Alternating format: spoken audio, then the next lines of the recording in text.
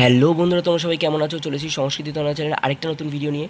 পরীক্ষা প্রায় দোরগোড়ায় এসে করানো আছে, তাই খুব ইম্পর্টেন্ট একটা টপিক তোমাদেরকে এই দুটো পৃষ্ঠায় আমি দেখিয়ে দেবো। কৌটিল্য অর্থশাস্ত্রম, এর বাইরে কোনো প্রশ্ন আসবে না। তাছাড়াও কয়েকটা গুরুত্বপূর্ণ বিষয় সেটা ভিডিও শেষে বলে দেবো। ভিডিওটা শেষ পর্যন্ত দেখো বন্ধুরা। তাহলে দেখো, কৌটিল্য অর্থশাস্ত্রম।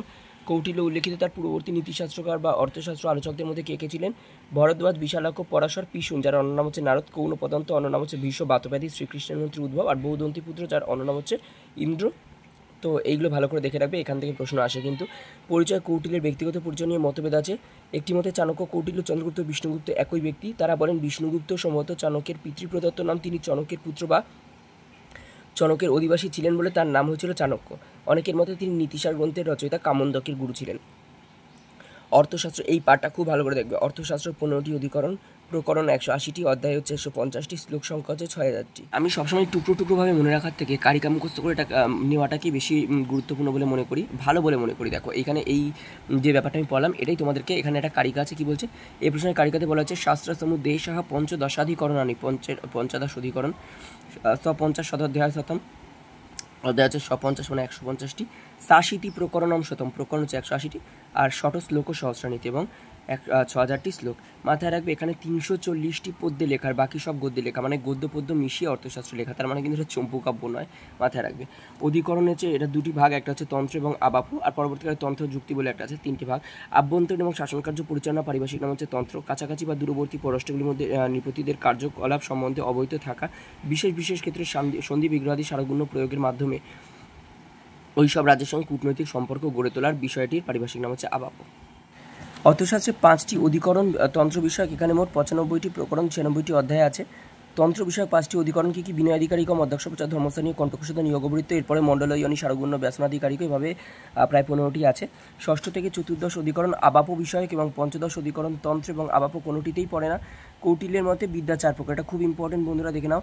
আহ্নিক, শিকি, ত্রয়ী, বার্তা এবং দণ্ডনীতি, এই সম্পর্কে কারিকাটে কি? আহ্নিক, শিকি, ত্রয়ী, বার্তা, দণ্ডনীতি, স্থিতি বিদ্যা, ভালো করে দেখে নেবে। আহ্নিক, শিকি, ত্রয়ী, বার্তা, দণ্ডনীতি, 4টে হচ্ছে কৌটিল্যের মতে বিদ্যা। যুক্তিনিষ্ঠ বিদ্যা, সাংখ্যশাস্ত্র, যোগশাস্ত্র এবং লোকায়ত শাস্ত্র, এগুলিকে আহ্নিক শিকির অন্তর্ভুক্ত। সাংখ্য, যোগ, লোকায়তম, চেত্ত, আহ্নিক শিকিহি। কৌটিল্য আহ্নিক শিকের 4 বিদ্যার মধ্যে শ্রেষ্ঠ বলেছেন, তাই তিনি কি বলেছেন কারিকাটা দেখে নাও। প্রদীপ সর্ব বিদ্যানাম, উপায় সর্বকর্মানাম, আশ্রয় সর্বধর্মানাম, শাশ্বত আহ্নিক শিকি মতাহা। আমার মনে আছে কিছুদিন আগে নেট পরীক্ষাতে এই কারিকাটা দিয়ে দিয়েছিল, এবং এই কারিকাতে এই জায়গাটাতে শূন্যস্থান দিয়েছিল তো, এবং অপশানে সর্বকর্মানামও ছিল, সর্বধর্মানামও ছিল। তো কারিকাটা ভালো করে মুখস্থ করে নেবে, কারণ কর্মানাম আর ধর্মানামের মধ্যে গুলিয়ে যাওয়ার একটা সম্ভাবনা থাকে। ঋগ্বেদ, যজুর্বেদ, সামবেদ এবং এই 3টি বেদকে একত্রে ত্রয়ী বলা হয়। ত্রয়ী বলতে বোঝায় যে বিদ্যায় ধর্ম এবং অধর্মের প্রতিপাদন হয়। সামর্ব যজুর্বেদাস্ত্রয়স্ত্রয়ী। কৃষি, পশুপালন এবং বাণিজ্যগুলিকে বার্তা বলা হয়। কৃষি পশুপাল্যে বাণিজ্যা চ বার্তা। যে রাজকীয় শক্তির উপর আহ্নিক শিকিত্র এবং বার্তার যোগক্ষেম নির্ভর করে তাকে দণ্ডনীতি বলে, আর যে শাস্ত্র দণ্ড বিষয়ক আলোচনা করে তাকে দণ্ডনীতি বলে। আহ্নিক শিকিত্র ওই বার্তা নাম যোগক্ষেম সাধনৌহ দণ্ড তস্য নীতির দণ্ডনীতিহি। আচার্য কৌটিল্যের মতে গৃহস্থের স্বধর্ম কি? নিজ নিজ বর্ণের জন্য নির্দিষ্ট কর্মের দ্বারা জীবিকা নির্বাহ, নিজ কুলের যোগ্য স্ত্রী পুরুষের মধ্যে বিবাহ সম্বন্ধ স্থাপন, ঋতুকালের সমাপ্তিতে স্ত্রী গমনশীলতা এবং দেবতা, পিতৃপুরুষ, অতিথি এবং ভৃত্যগণকে আহুতি, আহার্য প্রবৃত্তি উৎসর্গ করে দত্তাবশিষ্টের ভোজন, মানে যা দেওয়ার পর যেটুকু বেঁচে থাকবে সেটুকু খাওয়া। তো এইখানটাতে দেখো এটাকে, এই পুরো ব্যাপারটাকে কারিকার মধ্যে দিয়ে দিচ্ছে। গৃহস্থস্য স্বকর্মা জীবহা তুল্যই রসামানর শিবিহি বৈবাহিয়াম ঋতুগামিত্বম দেব পিতৃতিথি ভৃত্যেষু ত্যাগ শেষ ভোজনম চ। ব্রহ্মচারী স্বধর্মকী নিজ বেদ শাখার অধ্যয়ন, অগ্নির উপাসনা, স্নান এবং ভিক্ষাবৃত্তি। ব্রহ্মচারিণা স্বাধ্যায় অগ্নিকার্যাভিষেকৌ ভৈষ্যব্রতিত্বম আচার্যে প্রাণীন্তিকে বৃত্তিস্তদা ভাবে গুরুপুত্রে স্বব্রহ্মচারিণী বা। যারা বানপ্রস্থ অবলম্বন করবে তাদের স্বধর্ম হল ব্রহ্মচর্য, ব্রত পালন, ভূমিতে স্বয়ং জটা ধারণ, মৃগচর্ম পরিধান করা, অগ্নিহোত্র হোম সম্পাদন করা, ত্রিকাল বিহিত স্নান, দেবতা, পিতৃপুরুষ এবং অগ্নিতীদের সেবা করা, এবং বনজাত ফলমূল, কন্দ ইত্যাদি দ্বারা ক্ষুণ্ণিবৃত্তি করা। এবং এর কারিকাটি হচ্ছে বানপ্রস্থস্য ব্রহ্মচর্য ভূমসয়া জটা অজিন ধারণম অগ্নিহোত্রাভিষেক দেব পিতৃতিথি পূজা বন্যাশ্চাহার। পরিব্রাজক বা সন্ন্যাসীর স্বধর্ম হলো কি? ইন্দ্রিয় সংযম, অভ্যাস, জাগতিক যে কোনো কাজ পরিত্যাগ করা, কোনো বস্তুতেই স্বামিত্ব না রাখা, সাধারণ লোকের সংসর্গ বর্জন করা, বহু স্থানে ভিক্ষা গ্রহণ, অরণ্যে বাস এবং চিন্তা এবং আচরণের শুচিতা রক্ষা করা। এই সংক্রান্ত কারিকাটা হচ্ছে পরিব্রাজকস্য সংযতেন্দ্রিয়ত্বম অনারম্ভ নিষ্কিঞ্চনত্বম সংজ্ঞাশ্রমার্থক্ষম অনেকম কারণ্যবাসী বাহ্য অভ্যন্তরম চ শৌচম। দণ্ডের উপযোগিতা সম্বন্ধে বলা হয়েছে চতুর্বর্ণাশ্রম লোক রাগিয়া দণ্ডে না পালিতঃ স্বধর্ম কর্মাবিরত বর্তাতে স্বেষু বেস্মেষু। এটা খুব ইম্পর্টেন্ট, কারিকা ভালো করে দেখে রাখবে। কৌটিল্য ইন্দ্রিয়জয় কথাটির অর্থ কৌটিল্যের মতে ইন্দ্রিয়জয় কথাটির অর্থ হচ্ছে শব্দ, স্পর্শ, রূপরস, গন্ধ এই পাঁচটি বিষয়ের প্রতি কর্ণ, ত্বক, নেত্র, জিহ্বা, নাসিকা এই পাঁচটি ইন্দ্রিয়ের অবিরোধ সহকারে প্রবৃত্তি, অর্থাৎ ইন্দ্রিয়গুলির সুসংযত ব্যবহার। ষড়রূপী কাম, ক্রোধ, মান, মদ, লোভ এবং হর্ষ। আচার্য কৌটিল্য বলেছেন 3 বা 4 মন্ত্রী নিয়োগ করবেন। মন্ত্রীর সংখ্যা এর চেয়ে বেশি বা কম হওয়া অনুচিত। মন্ত্রীবিদ, ত্রিবিদ, চতুর্বিদ বা সহ মন্ত্রায়িত। খুব ইম্পর্টেন্ট, ভালো করে দেখে রাখবে। আচার্য কৌটিল্য অথর্ববেদ এবং মহাভারত পুরাণাদি ইতিহাসকেও বেদের অন্তর্ভুক্ত করেছেন। অথর্ব বেদেতিহাস বেদৌচ বেদাহা, ইম্পর্টেন্ট কারিকা মনে রাখবে। আচার্য কৌটিল্যের মধ্যে ব্রাহ্মণের স্বধর্ম হল অধ্যয়ন বা বেদাদি পাঠ, অধ্যাপনা, অপরকে বেদাদি শিক্ষাদান, যজন অর্থাৎ নিজের জন্য যজ্ঞাদি করা এবং ইয়াজন অর্থাৎ অপরের হিতার্থে যজ্ঞাদি অনুষ্ঠান দান এবং অপরকে দান করা, প্রতিগ্রহ অর্থাৎ অন্যের কাছ থেকে দান গ্রহণ সম্পর্কিত কারিকাটা দেখো। স্বধর্ম ব্রাহ্মণস্য অধ্যয়নম অধ্যাপনম যজনম ইয়াজনম দানম প্রতিগ্রহশ্চেতি। ক্ষত্রিয় স্বধর্ম হচ্ছে অধ্যয়ন, যজন, দান, শস্ত্র দ্বারা জীবিকার্জন এবং প্রাণী জগৎকে রক্ষা করা। ক্ষত্রিয়স্য অধ্যয়নম যজনম দানম শস্ত্রাজীব ভূত রক্ষণম চ।